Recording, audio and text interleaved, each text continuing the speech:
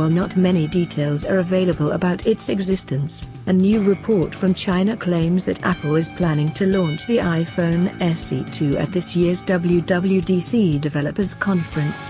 The iPhone SE successor is also claimed to include fresh specifications, including an A10 SoC and a 4.2-inch display over the A9-powered original model that was debuted with a 4-inch IPS display. KGI Securities analyst Ming-Chi Kuo already suggested that the next affordable iPhone would not include 3D sensing features as well as wireless charging support, both of which were among the key highlights of the iPhone X, iPhone 8, and iPhone 8 Plus, though it is expected to run iOS 12 out of the box. As per the latest report, which has been published by QQ, the iPhone SE2 will be unveiled at the developer-centric WWDC conference in June this year.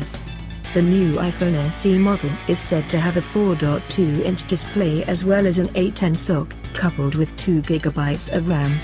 Further, the online publication claims, citing some supply chain sources, that the iPhone SE2 will come in 2 storage variants -32 GB and 128 GB, and retain the fingerprint sensor-equipped Touch ID home button.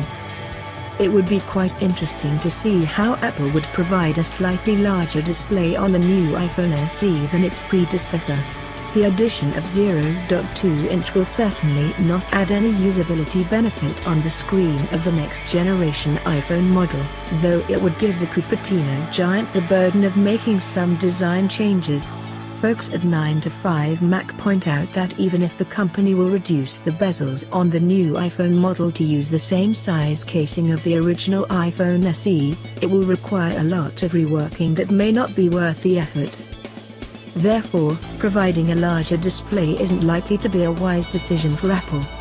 It is also not expected to take place, considering the ongoing developments are said to be centered around 3 new more expensive iPhone models rather than the next iPhone SE version, if we believe some recent reports.